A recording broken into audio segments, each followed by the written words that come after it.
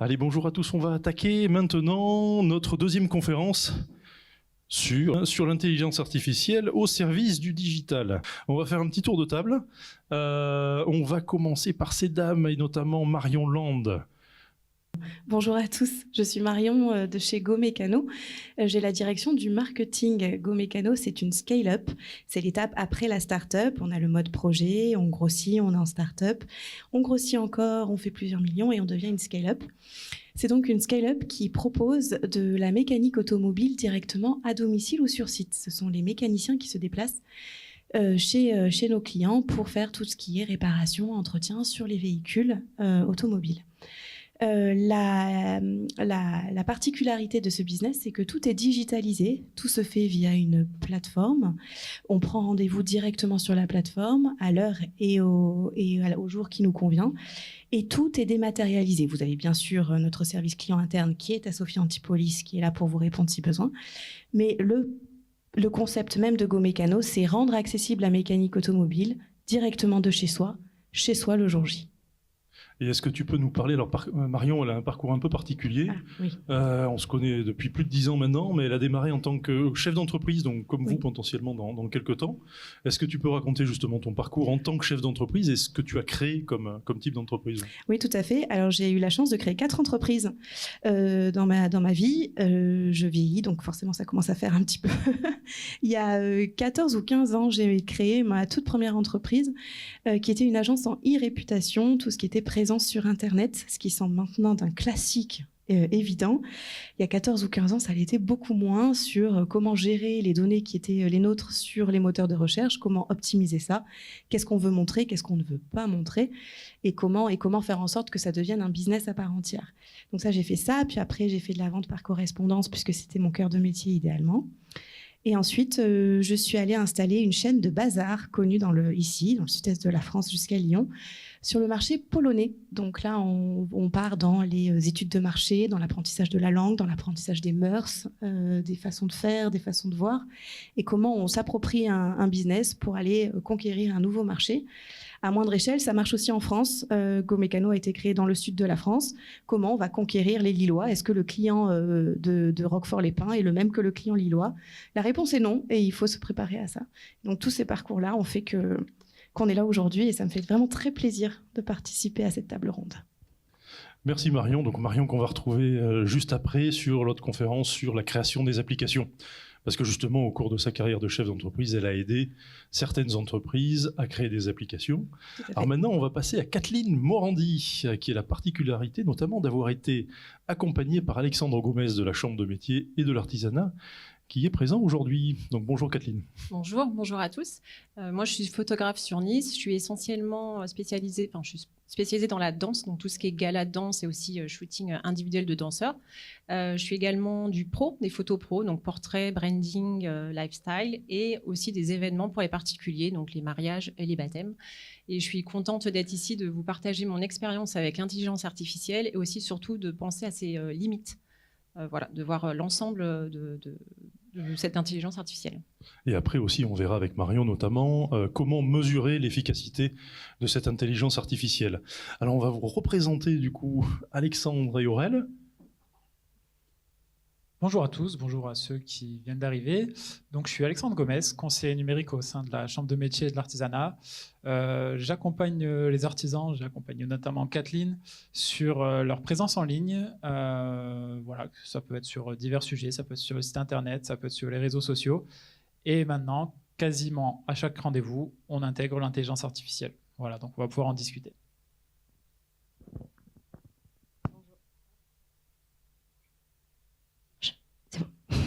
Bonjour à tous, Aurel Badache, conseillère en transition numérique à la Chambre de commerce et industrie. Donc, j'intègre des processus de solutions digitales afin d'améliorer la performance des entreprises. Donc, j'accompagne les entreprises des Alpes-Maritimes, notamment sur la transition numérique, la stratégie digitale et la formation de l'intelligence artificielle, notamment sur l'acculturation. Voilà, je conseille, je sensibilise aussi les TPE-PME dans ces 3 activités et dans tous les secteurs du territoire azuréen aussi. Voilà. Et donc Xavier Prince, moi je travaille pour la communauté d'agglo Sophie Antipolis, on est co-organisateur de Restart avec France Travail qui a fait un travail énorme pour justement vous faire venir et autres. Voilà, donc on va démarrer un petit peu en commençant. Est-ce que vous pourriez nous décrire, parce qu'on entend partout l'intelligence artificielle, elle sert à ça, etc., etc. Mais est-ce que vous pourriez nous expliquer concrètement ce que c'est que l'intelligence artificielle ? Aurel ou Alexandre ? Alors, l'intelligence artificielle, la plupart du temps, ce qu'on a comme image, c'est de l'intelligence artificielle générative, c'est-à-dire une intelligence artificielle qui traite des données qui sont issues d'une base de données.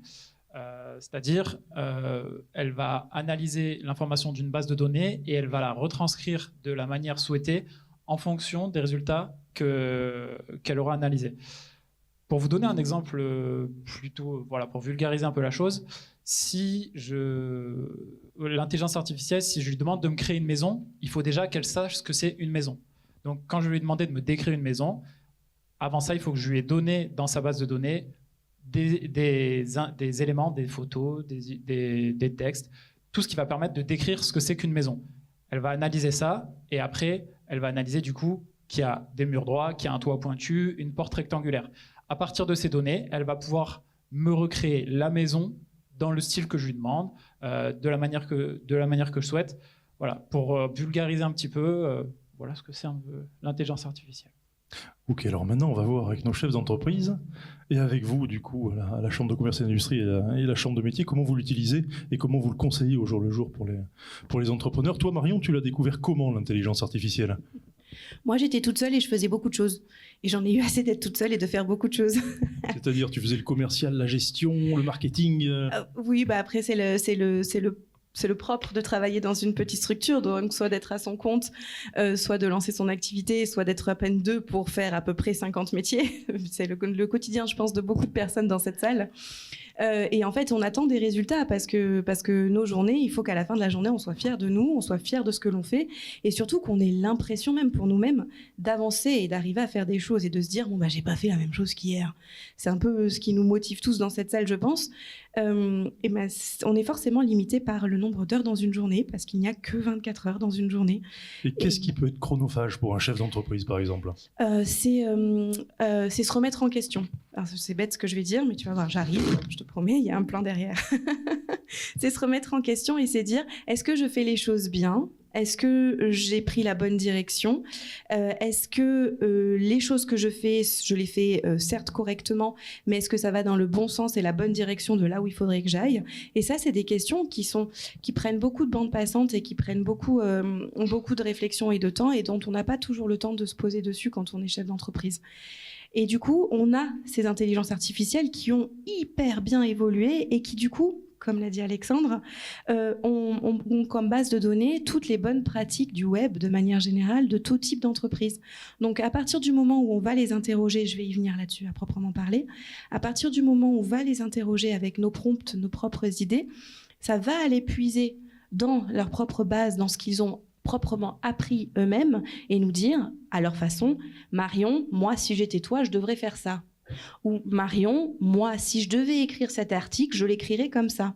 Parce que, en fonction des infos que j'ai données, comme l'a dit Alexandre, il faut qu'on sache que la maison, elle est carrée, pointue, avec une porte rectangulaire. En fonction des infos que je lui ai données et en fonction de tout ce qu'il y a dans sa propre base de données, le machine learning, tout ça en arrière-plan, ils vont me donner la bonne information pour moi. Et la bonne nouvelle, c'est que maintenant, bon, ça fait des années bien sûr, mais là c'est vraiment probant, à chaque fois que je vais poser une question à de l'intelligence artificielle, à chaque fois que je vais prompter, jargon, ça va enregistrer les réponses et mes réactions, et du coup, au prochain prompt, ça va être de plus en plus précis. Par exemple, je veux une maison, ça va juste me faire la maison de mon fils de 4 ans qui est comme ça. Non, attends. Il me faut un garage attelé. Ok, donc on va refaire et ça va me mettre la maison attelée, le garage attelé. Oui, mais finalement, je veux 4 chambres, donc ça va m'agrandir la maison. Et ça, le moteur que j'utilise va apprendre que moi, je veux un garage, je veux 4 chambres, je veux tout ça. Et la prochaine fois que je vais lui parler, que je vais lui poser une question, il va prendre ces informations en considération et va tout de suite me donner la bonne remarque et la bonne réponse à ce que je cherche. On peut aussi l'utiliser sur des points techniques. J'ai eu le cas il n'y a pas longtemps sur un sujet RH. Alors attention, on met des guillemets à ce que je vais dire. Attention, ça ne remplace pas un avocat et ça ne remplace pas les professionnels du métier. Hein, vraiment. Mais j'avais une question technique sur un point RH. J'ai posé la question à plusieurs moteurs d'IA. Et ça m'a permis d'aller chercher les informations sur les bons sites de services publics notamment, pour avoir les bons articles, les bons éléments. Mais ça m'a mis le pied à l'étrier pour aller encore un peu plus loin. Et au quotidien, j'étais seule et j'ai été rejointe par Sabrina, la jeune fille qui est au bout là-bas, en début d'année, pour qu'on s'axe vraiment sur le SEO. On en a parlé dans la conférence tout à l'heure. Pour autant, avoir le SEO, savoir des articles de blog, savoir du contenu, savoir des images, c'est hyper chronophage en fait. Et puis, certes, ça ramène du business, mais dans 6 mois. Mais tout de suite, ça m'en ramène pas du tout. Et donc, je me laisse toujours porter par la suite. Non, qu'est-ce qui me ramène de l'argent maintenant ? Ok, c'est ça, c'est bon, j'y vais. Alors qu'en fait, il faut passer du temps là-dessus. Du coup, là-dessus, les moteurs IA nous ont beaucoup aidés avec Sabrina. Ils nous donnent le texte, que bien sûr, on ne recopie pas tel quel. Hein, alors pour quelle raison ? Est-ce qu'il y a une raison au niveau notamment du référencement ou... Sur plusieurs raisons. Un, le référencement. Je pense que après je vais m'arrêter de parler parce que sinon je garde le micro. Je vous le dis. Un, pour le référencement, parce qu'effectivement, ça n'envoie pas les bons codes au moteur de recherche. Ça vous donne illusion que ça le fait, mais ça ne le fait pas. On en a parlé dans la conférence très bien de tout à l'heure. Il y a des codes à respecter quand on fait du SEO. Il faut les respecter. Les balises, les mots-clés, la structure des phrases. L'IA ne le fait pas très bien pour le moment. Et pire encore, le moteur de recherche comme Google se rend compte quand c'est un texte de l'IA. Et sous-entend, le gars, il s'est pas trop embêté, là. Il a fait du contenu pour faire du contenu. Allez, je mets derrière. Donc, il faut retravailler en bonne intelligence. Et pareil aussi, je pense que nous tous là, on est capable de repérer un texte créé par l'IA parce que c'est toujours la même structure. En résumé, en conclusion, il faut d'abord tout ça. Et là, on le répète tout de suite. Donc, il faut casser cette routine-là de lecture pour créer sa propre routine à nous. Nous, les articles de blog, c'était quasiment 0 de chiffre d'affaires et 0 de trafic au début d'année. C'est maintenant la moitié de notre trafic. Pour faire simple, avec un taux de transformation doublé par rapport au SIA, au référencement payant. Donc on a misé sur le bon cheval, mais il a fallu capitaliser dessus. Idem, un article de blog, il faut l'illustrer avec des images. Sincèrement, Sabrina est très douée, on est très productifs toutes les deux, il n'y a pas de souci, on travaille beaucoup, mais on n'a pas le temps d'avoir la bonne photo avec le bon élément au bon moment. Merci l'IA. Clairement, on demande la photo telle qu'on veut, avec un mécanicien comme ceci, une voiture comme cela, sur un parking comme ceci. Bien sûr, à l'œil, on voit que c'est une photo faite par l'IA parce que c'est moitié modélisé, moitié réel. Pour autant, ça fait très bien le travail. Ça nous permet, nous, ensuite, de travailler les balises. Et là, on a une vraie plus-value pour assurer les moteurs de recherche. Ça anime et ça illustre notre article et on a tout gagné.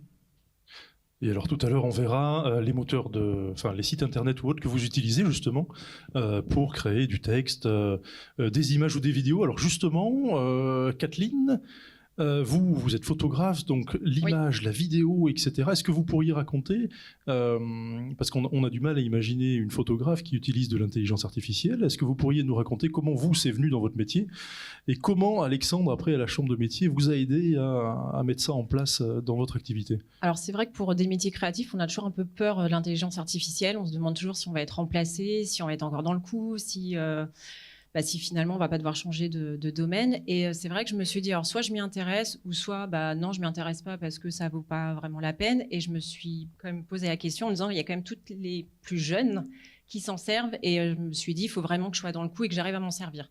Alors c'est vrai qu'en tant que photographe, on a quand même des facilités et c'est un gain de temps maintenant pour nous. On a des logiciels donc spécialisés pour nous, comme Lightroom pour ceux qui connaissent, ou Photoshop peut-être à plus grande échelle. Photoshop maintenant a de l'AI dedans. Donc par exemple, sur une photo, j'ai pas fait attention, il y a un poteau derrière la personne, je veux l'enlever, j'entoure, je clique et 3 secondes après, le poteau disparaît. Et mon image est juste parfaite. Qu'à l'époque, j'avais beau essayer de retoucher, 1 heure après, j'étais toujours en train d'essayer de retoucher pour avoir quand même une belle image. Donc là, c'est vrai que c'est un gain de temps impressionnant et c'est dommage de ne pas s'en servir dans mon métier. Donc il y a ces deux, on va dire, mes 2 logiciels principaux où je travaille tous les jours dessus. Et après, j'ai tenté en fait un autre logiciel, c'est une base de données. Ça s'appelle Imagen. Imagen, en fait, on lui donne 3000 photos, par exemple, d'un de mes mariages ou d'un gala de danse, et je vais lui donner mes nouvelles photos brutes, donc il n'y a aucune retouche dessus, et je vais lui dire, voilà, est-ce que tu peux me retoucher ce reportage-là avec mon identité? Et c'est impressionnant parce que 40 minutes après, j'ai mon reportage qui arrive avec ma colorimétrie, mon style, enfin tout est nickel. Et ce qui est impressionnant, et c'est ça que j'aime, c'est que finalement, je suis maître de mon travail. Ça veut dire que si telle photo, il a trop éclairci, je peux l'assombrir, je peux faire de retouches, je lui renvoie toutes mes retouches, lui l'analyse de nouveau pour mes prochains reportages. Donc il y a tout ce travail, on va dire, de photographie qui est importante parce que c'est vraiment un gain de temps. Après, je trie mes photos moi-même parce que c'est, on va dire, c'est mon esprit, c'est important. Il pourrait le faire. Hein. Il y en a peut-être des photographes qui décident, qui lui demandent de trier mes photos. Bon, moi, je trouve que c'est quand même la base de notre métier, donc c'est un peu dommage parce qu'il y a peut-être une photo que je vais adorer qui est floue et lui, il va se dire non, mais elle est floue, je l'enlève. Donc il y a quand même après mon identité qui est dessus.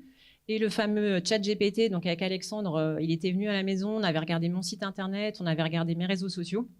Et c'est vrai que je vais passer énormément de temps déjà à rien que choisir mes photos, alors que je suis photographe. Mais je pouvais passer 2 jours à chercher mes photos, à travailler sur mes posts, parce que j'essaye d'en faire 3 par semaine. Et que le texte, des fois, je dis, mais je ne sais pas quoi dire. Enfin, à un moment donné, ça devient hyper redondant. Donc oui, je capture vos souvenirs, mais bon, c'est banal en fait, et c'est pas intéressant. Et même moi, je me dis, mais les gens, ils vont me dire, bon, Kathleen, c'est mignon, mais change un peu de vocabulaire. Donc ChatGPT, alors au début, je lui demandais effectivement des idées de texte. Et alors, j'ai remarqué qu'il s'enflamme énormément. Il est très superlatif. Tout est extraordinaire et fantastique et génial. Donc, c'est pas trop ma façon de parler. Donc maintenant, ce que je fais, c'est que j'écris mon texte à ChatGPT, je lui demande de reformuler. Et en reformulant, effectivement, il y a mon langage, il y a mon identité, et voilà. Et là, je me dis, bon, ok, c'est moi, ça va. Alors ChatGPT, il faut savoir, il met énormément d'émoticônes, donc j'enlève les émoticônes pour éviter qu'on repère trop que voilà, il y a ChatGPT derrière. Et en fait, ChatGPT, j'ai commencé à force à travailler avec et à m'amuser. Dernièrement, j'ai fait 2 copies d'écran de mon réseau social, enfin celui le pro, d'Instagram, et je lui ai demandé de m'analyser mon Instagram. Je lui ai dit, dis-moi ce que tu en penses au point de vue photographique, ou quand les gens viennent sur mon Instagram, qu'est-ce qu'ils peuvent ressentir? Parce que je vous avoue qu'étant professionnelle, j'ai aucun recul, pas beaucoup sur moi-même. Niveau marketing, j'arrive pas à m'analyser, et c'est vrai que l'intelligence artificielle, ça fait un super boulot, et ça permet aussi d'avoir un regard extérieur que je n'ai pas du tout sur moi-même. Donc il m'a analysé mon Instagram, donc ok, j'ai fait ok, c'est bien, et je lui ai dit vas-y en version méchante. Bon. Là, effectivement, ça a été dur parce qu'il avait des critiques mais qui étaient justes sur mon travail, et ça m'a permis de me dire, OK, il y a des points à améliorer. Donc voilà, j'analyse beaucoup plus ChatGPT, je veux vraiment beaucoup plus lui demander d'analyser certaines choses. Et c'est ça qui est intéressant, que c'est un outil pour moi d'analyse. Et combien de temps, en moyenne, vous arrivez à quantifier? Enfin, d'après ce qu'on comprend, ça se chiffre en termes de jours, enfin, ça se quantifie en termes de jours. Le gain de temps, c'est... Alors, je peux donner juste un exemple rapide. Par exemple, si je fais un gala de danse, alors j'ai les répétitions la journée et le gala de danse le soir, j'ai 10 heures de travail, on va dire, de photos pure, donc de prise de vue, et normalement je mets à peu près 45 heures derrière de post, donc de retouche de photos, de choix de photos, de retouche, de recadrage et tout.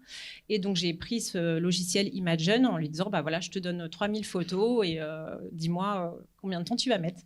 En 1 heure il avait fait le boulot. Donc, en fait, ce qui est génial dans ce site, c'est qu'à un moment donné, nous, en tant que photographe, aussi bien les photographes de mariage que comme moi de danse, ça peut être 2 mariages par semaine, ça peut être les galas de danse. Moi, c'est 10 000 photos par gala de danse.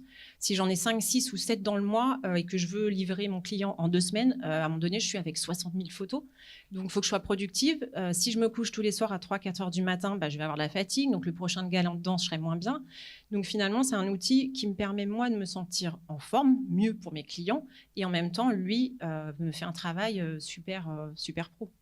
Et justement, alors est-ce que tous les 4, vous pourriez donner juste un exemple? Alors il y a les outils gratuits et il y a les outils payants.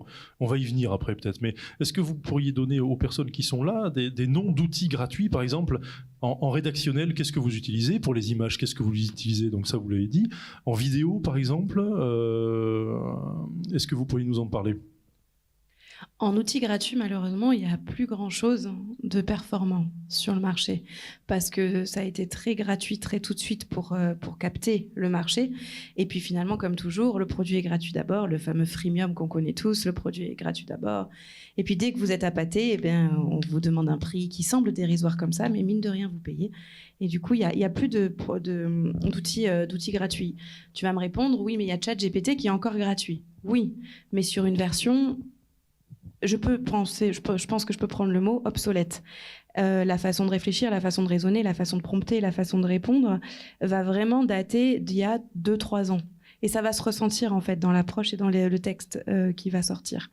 Alors qu'il y a une version à 9,99 €, je crois. Qui est bien au-dessus. Ah bah oui, c'est la dernière version, 4.0. Alors, c'est pas la première version de 4, c'est la dernière version de 4. Je pense qu'ils sont arrivés jusqu'au bout et puis ils ont recommencé, je pense. 4.0 et là, c'est beaucoup plus rapide, ça apprend beaucoup plus, c'est beaucoup plus performant. Et nous, on est passé... pour un article de blog chez nous, il nous fallait entre 4 et 5 heures le temps d'avoir les infos techniques, puisqu'on est quand même dans la mécanique, il est hors de question qu'on raconte n'importe quoi. Nos lecteurs ont besoin d'avoir des informations essifiées. Pareil, quand on fait un tuto, si je vous dis comment changer une batterie, il faut que vous puissiez changer votre batterie et que vous repartiez avec la voiture qui s'allume, parce que si la voiture s'allume pas, vous direz Marion, elle est sympa ta vidéo, t'es jolie, t'es sympa, mais enfin concrètement tu sers à rien. Donc là ça va pas. Un article de blog, c'était entre 4 et 5 heures de travail. Maintenant on est à moins d'1 heure. Et on peut en livrer entre 3 et 4 par semaine, ce qu'on était parfaitement incapable il y a 6 mois. Parfaitement. Et comment ça s'est passé? C'est que l'un des fondateurs de Go Mécano s'est trompé. Il a essayé la version payante le premier mois gratuit, vous savez, comme souvent, comme YouTube le propose, comme tout ça. Et puis il m'envoie un message WhatsApp le soir même, il me dit « Écoute Marion, je me suis remis les pinceaux, j'ai pris la version payante, teste-la ». Je dis oui Mathias, avec plaisir Mathias, bien sûr que je vais tester Mathias. Moi j'avais 12 ans, vous savez, c'était parti. Et du coup je lui ai dit écoute, vu le prix, c'est pas un sujet, tu convertis quoi. Et on l'a depuis et c'est génial. Et pareil pour les photos, il y a Dall-E. Mais Dall-E, vous avez un essai de 3 photos, je parle sous votre contrôle. Et après, c'est plus. Alors que quand vous avez la version payante de ChatGPT inclus dans le tarif, vous avez Dall-E et vous dites, moi, je veux mon mécanicien comme ça, et il vous le sort. Vous avez aussi, moi, j'aime bien Prompt. Je l'aime bien. Je l'utilise pas trop encore parce que il faut apprendre à l'utiliser. Prompt Perfect, vous voyez, je sais même pas le dire. Prompt Perfect, en fait, ça vous retravaille vos propres prompts. Vous lui posez la question comme sur ChatGPT, chose que vous avez dû essayer. Juste en aparté, est-ce que tu peux nous dire ce que c'est qu'un prompt? C'est une question que tu poses, c'est ça? Oui, bien sûr. C'est le terme qu'on rentre dans la barre de recherche. Et alors, il y a toujours la version est-ce qu'il faut dire peux-tu point d'interrogation ou est-ce qu'il faut dire écrit? Bon, moi, je suis très polie, je lui pose toujours sa question. Et j'adore parce qu'il me répond toujours bien sûr Marion, voici ce que vous avez demandé. J'adore. Je parle avec un robot, ma vie est parfaite. Poli avec l'IA alors. Voilà. Après il y a des théories et je parle vraiment en théorie qui disent que d'un côté ça ne change rien et il y a d'autres théories qui disent que finalement ils apprennent à être polis et c'est beaucoup mieux d'être poli. Bon, je sais pas, je m'avance pas sur le sujet pour le coup. Donc, du coup Kathleen, vous utilisez quoi? Vous nous en avez donné quelques-unes tout à l'heure, mais vous aussi c'est du payant du coup? Oui, c'est payant. En fait, moi c'est une partie d'Adobe. Donc Adobe, il y a Lightroom et Photoshop. Donc c'est tous les mois, c'est un abonnement de 12 €. Juste pour le logiciel. Après, dedans, c'est intégré l'intelligence artificielle, mais on n'est pas obligé de l'utiliser. Ensuite, Imagen, c'est pareil, c'est un abonnement mensuel. Je ne sais plus combien ça fait, mais ça peut monter facilement aussi sur des reportages. Donc, c'est bien par rapport au temps, au gagne de temps. Mais après, voilà, ça fait quand même un coût. Et c'est vrai que l'intelligence artificielle, c'est intéressant parce que c'est accessible à tous. Si vous n'êtes pas un pro de la retouche photo, vous pouvez très bien l'utiliser. Vous décidez d'enlever un bouton, ça le fait automatiquement. Donc ça, c'est ce qui est génial aussi avec ça, c'est qu'on peut avoir on peut être accessible facilement sur des métiers qui étaient quand même très compliqués à la base. Et ensuite, ChatGPT, moi j'utilise la version gratuite. Alors je vous avoue, il a tendance à m'oublier du jour au lendemain, donc ça a tendance à m'énerver. J'ai beau lui répéter que je suis une femme, que je suis photographe, tous les jours je répète, donc j'ai l'impression de devenir un peu folle, quoi. Et c'est vrai que c'est un peu fatigant de cette version-là où je répète, où je dis non, je pense que je suis photographe, je suis à Nice, voilà. Donc j'ai l'impression de toujours répéter la même chose. Et c'est pour ça que j'ai moins aimé ce côté, peut-être pour me créer mes textes, parce que les superlatifs, ce que je disais, hein, en fait, ça se voit. Alors moi, mon Photoshop, ce que je dis, il a un côté très sombre. Il a un côté très glauque. C'est que des fois, je lui demande d'enlever un truc, ils peuvent mettre une carcasse de poulet. Voilà. Donc, j'ai le Photoshop un peu glauque et j'ai le ChatGPT qui en met trop. Donc, voilà. Et c'est vrai que je trouve que les deux logiciels ont vraiment une identité propre. Et c'est vrai que moi aussi, je dis toujours merci, bonjour. Alors, est-ce que ça aide ou pas? J'en sais rien, puisqu'il ne me reconnaît jamais du jour au lendemain. Merci en tout cas. Et alors vous, à la Chambre de commerce et d'industrie et la Chambre de métier et de l'artisanat, comment est-ce que vous intégrez l'intelligence artificielle dans votre accompagnement? Alors juste une question en aparté, dans la salle, est-ce qu'il y en a beaucoup qui savaient qu'il y avait des services qui peuvent être la plupart du temps gratuits, notamment sur cette thématique du digital, à la Chambre de métier et à la Chambre de commerce et d'industrie? Ceux qui le savaient, levez le doigt. 1, yes, 1 sur 100. Bon, c'est déjà pas mal. Ben, sachez qu'en tout cas, pour les côtoyer depuis plus de 10 ans, Chambre de métier et Chambre de commerce et d'industrie, il y a énormément de services, gratuits ou pas, mais qui sont voilà, de grande qualité. Donc n'hésitez pas à les solliciter, c'est quand même vos premiers interlocuteurs. Ça fait partie de vos premiers interlocuteurs dans la création d'entreprise. Donc Aurel, comment tu l'intègres justement, cet accompagnement? Alors moi, en fait, j'ai 2 services. J'ai l'accompagnement et je vais lancer la formation en intelligence artificielle sur l'acculturation de l'intelligence artificielle générative uniquement. Il y a plusieurs facettes à voir. Déjà, moi, je me concentre sur la création autonome de contenu, du texte, images et tout autre type de données par des services informatiques. Donc, on va surtout travailler au niveau de la stratégie des réseaux sociaux, selon le besoin du client. Moi, en tout cas, j'utilise beaucoup Canva. Dedans, il y a l'intelligence artificielle qui est intégrée. Et à partir de là, ça m'aide à construire un plan marketing, une stratégie digitale des réseaux sociaux, que ce soit LinkedIn ou Instagram. Donc, à partir de là, il peut m'aider dans l'élaboration du calendrier éditorial, la thématique, voire même quelquefois à me faire aussi des posts. Comme l'a dit tout à l'heure, je crois que c'est vous, Marion, il faut faire attention aux bonnes pratiques.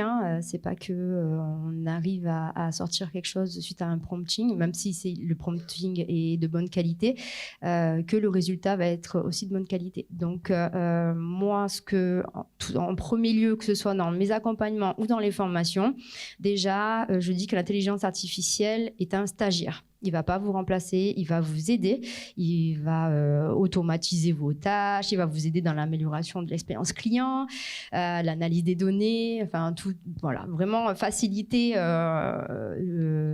tout au niveau du temps.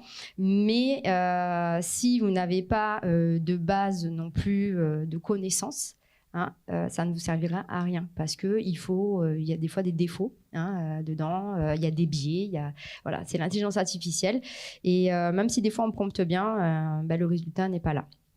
Donc déjà, je leur apprends que cet outil est un stagiaire, il ne va pas vous remplacer ou il va faire le travail à votre place. Ensuite, je l'acculture et aussi j'enlève les peurs. La plupart des entrepreneurs ou des chefs d'entreprise, en fait, ne connaissent pas spécialement l'IA et ils croient que c'est vraiment à la portée vraiment technique. Et en fait, il faut de l'entraînement, il faut qu'on les accompagne aussi, notamment au niveau du prompting, leur faire découvrir. Et leur faire découvrir qu'il n'y a pas que ChatGPT aussi, parce que j'entends que ChatGPT depuis tout à l'heure, mais il y a aussi Copilot. Moi, j'utilise beaucoup Copilot, donc il y a ChatGPT qui est intégré dedans. Donc c'est avec Microsoft. Vous avez énormément d'autres plateformes, Bard et autres. Mais moi, j'utilise aussi Perplexity, Perplexity. Donc ça, en fait, c'est une intelligence artificielle qui va croiser tous les moteurs de recherche. Et moi, je l'utilise énormément pour des SWOT, pour les études de marché, voilà, pour connaître quand même, pour avoir des variables de tous les moteurs de recherche. Voilà. Donc je vous invite à essayer aussi cette plateforme-là. Voilà. Et aussi, je travaille avec eux pour découvrir les outils. Donc des outils qui ont besoin, comme j'ai dit tout à l'heure, Canva, si ils veulent intégrer un peu plus dans les réseaux sociaux, Copilote ou autre. Et qui est différent aussi de la formation, où dans la formation, en fait, on va apprendre les étapes pour l'acculturation dans l'entreprise. J'apprends aussi les différences entre l'IA générative, la super intelligence qui va venir en quelques temps, les avantages, les inconvénients, comment savoir prompter. On fait aussi des cas pratiques et je regarde aussi l'éthique et la réglementation de l'IA qui est en train de se construire et qui va être peut-être finalisée au niveau international en fin 2024, on ne sait pas trop. Donc voilà, il y a vraiment deux services, un qui est vraiment pour vous former et un autre qui est là pour vous accompagner. Et d'ailleurs, on verra en dernier là, comment mesurer justement les résultats de l'IA, avec des mesures de contrôle, etc.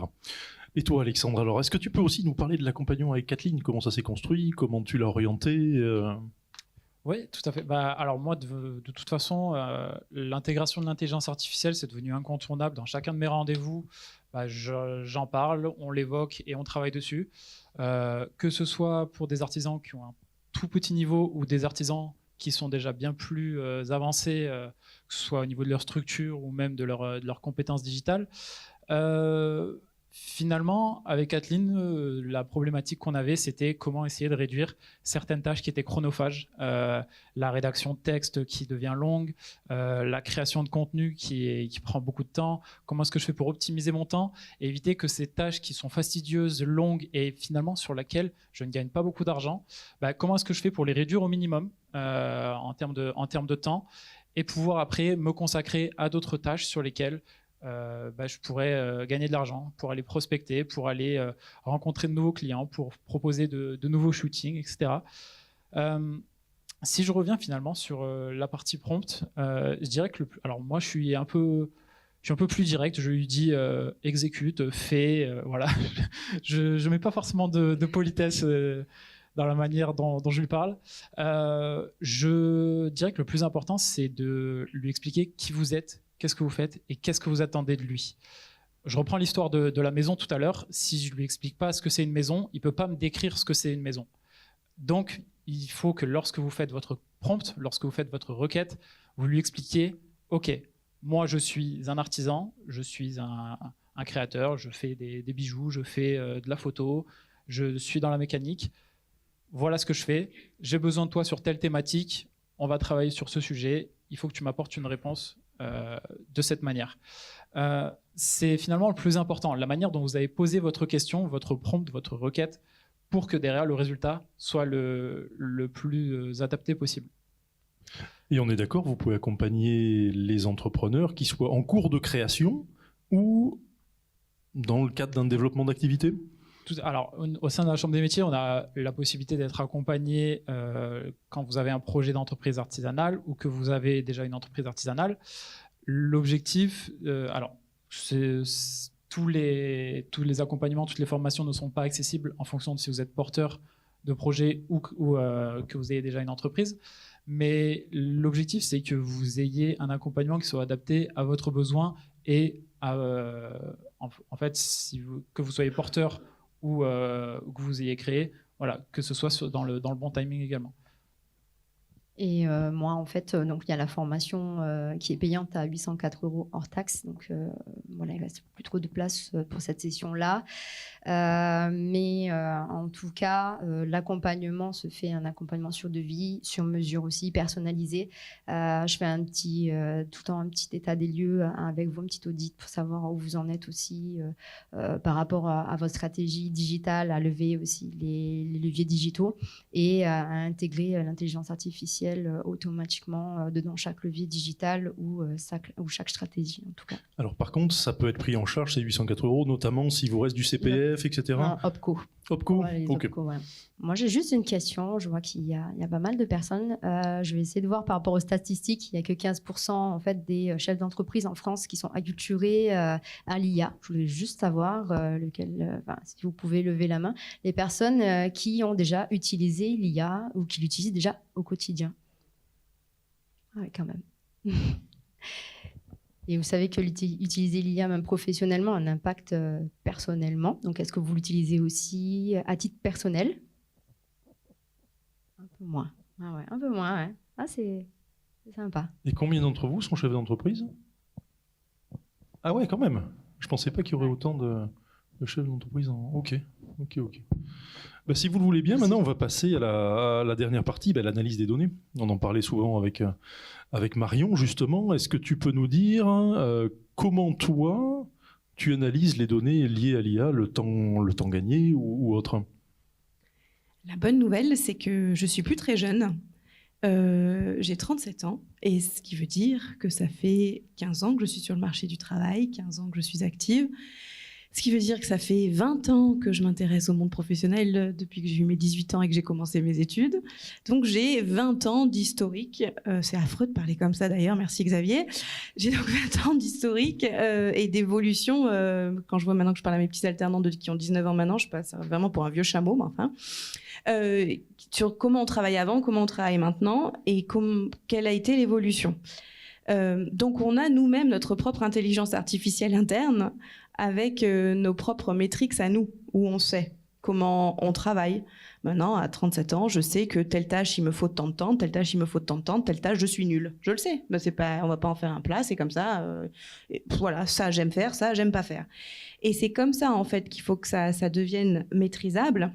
J'ai une façon de travailler, je sais travailler, je ne sais pas travailler ou je n'aime pas travailler. Et à côté de ça, je crois que c'est toi qui l'as dit, il faut quand même qu'il y ait des euros en face, parce que c'est ce qui fait qu'à la fin de la journée, on a gagné notre journée en tant que porteur ou en tant qu'entrepreneur. Donc concrètement, dans tout ça, qu'est-ce qui me ramène le plus d'argent ou qu'est-ce qui fait que j'ai gagné ma journée? Et j'enlève ce que j'aime faire, qui me ramène de l'argent, je garde, évidemment, je le fais moi, ça m'épanouit personnellement, je suis vachement bien, trop cool, et ça me ramène de l'argent, youpi. Ce que j'aime pas faire, mais qui ramène de l'argent qui est nécessaire, bam, là je me sers de l'intelligence artificielle d'une manière ou d'une autre. Kathleen l'a vraiment bien expliqué, je trouve. Sur ce que j'aime pas faire qui ramène pas, bon bah ça je fais pas, c'est bon, c'est autre chose. Et sur là où je suis pas bonne et ça ramène, c'est le même raisonnement. Bah, je vais demander et du coup après je vais moduler. Donc, ça c'est vraiment Aurel qui l'a dit, il faut pas l'oublier. Je suis certes moi pas bonne, mais je suis quand même suffisamment intelligente, je pense, pour aller voir ce que font les copains à côté, les bonnes pratiques, et du coup moduler ce que l'intelligence artificielle me propose. Par exemple, je reprends ton exemple du poteau derrière la photo. Je dis pas que t'es pas bonne aux retouches, parce que je suis sûre que t'es très bonne aux retouches, mais admettons que ce soit mon fils de 4 ans qui fasse la retouche. Si l'intelligence artificielle enlève certes le poteau, mais met un énorme logo des Sharks, bah, il faut qu'il y ait la maturité d'esprit pour dire mais en fait non, c'est pas ça que je voulais. Moi je veux pas le logo des Sharks en fait, je veux juste rien, je veux juste le fond. Donc on recommence. Donc il faut quand même être ouvert d'esprit sur ce qu'on attend finalement. Et après il y a je fais la tâche moi-même et je le fais par l'IA et je vois combien de temps je gagne. Ou alors tout simplement, Aurel l'a dit tout à l'heure avec le GA4, le Google Analytics ou tous les autres moyens de métriques quelconques. J'avais ces résultats avant, j'utilise l'intelligence artificielle, j'ai ces résultats après. Youpi, tralala. Il faut vraiment tout utiliser et tout métrixer. Pas très français, mais enfin... tout quantifier d'une manière ou d'une autre, analyser, merci. D'une manière ou d'une autre, pour qu'on soit sûr de nous et surtout qu'on donne du contenu de qualité et que ça nous aide au quotidien. Je suis pas sûre d'avoir bien répondu, mais... Moi, pour compléter, en fait, Marion, il faut vraiment faire attention à la véracité de l'information. Il y a toujours de l'inexactitude d'information. Il y a des biais, il y a la discrimination, il y a la possibilité d'erreur. Il y a vraiment une surveillance de correction à avoir derrière. Et voilà, vous avez tout le temps les sources en dessous, maintenant, dans toutes les plateformes, que ce soit Copilot, Perplexity, ChatGPT. Vous avez désormais la source, donc vous pouvez cliquer dessus. Et je vous invite aussi à aller prendre cette source-là, à regarder, à analyser déjà tout le contenu et le remettre aussi dans un moteur de recherche pour savoir si c'est vraiment la bonne. Voilà. Il y a quand même une information croisée à avoir derrière et vraiment il y a vraiment une valorisation de l'expertise humaine derrière chaque prompting. Donc il faut vraiment faire attention à ça. Kathleen, Alors, il faut juste que je me souvienne de la question. Par rapport à mon métier, c'est vrai que photographe, on a toujours l'impression qu'on est toujours en voyage, en vacances. C'était sur l'analyse des données. Comment vous faites pour analyser les données suite à un prompt ou autre du coup? Ok. Alors en fait, ce que je disais, c'est ChatGPT. J'aime pas son analyse ou sa façon de retranscrire mes pensées. Donc je demande vraiment à ce qu'il me réécrive mon texte, mais avec mes mots. Et c'est vrai que je rechange encore sa façon de reformuler des phrases pour qu'il y ait vraiment mon empreinte. Et c'est vrai que pour moi, c'est vraiment des outils, l'intelligence artificielle. C'est vraiment un jeu.